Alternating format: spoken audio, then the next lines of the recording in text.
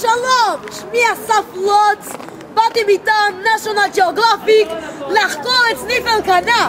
אם אפשר לקרוא את הסניף, אני הפרופסור לענייני חיות סניף. Let's go. צוות, קדימה נכנסים לסניף, יאללה. קדימה חבר'ה לסניף. צוות לסניף,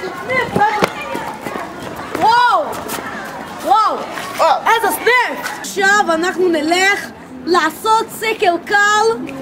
מה החניכים חושבים על הסניף? מה אתן חושבות על הסניף? גם אם הסניף שלנו מלוכלך ברמה כזאתי שהמקום הכי יפה בו זה הפארק. מה אתם חושבים על הסניף? סניף פשוט... יש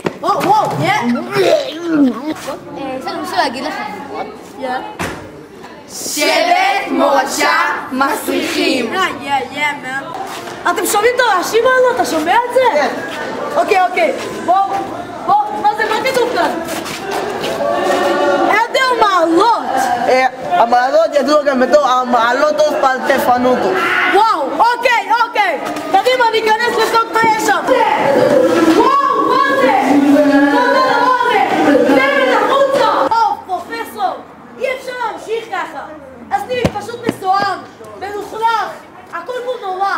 חייבים מישהו שיציל את הסניף. אבל מי יכול לעשות את זה? מי יכול להציל את הסניף?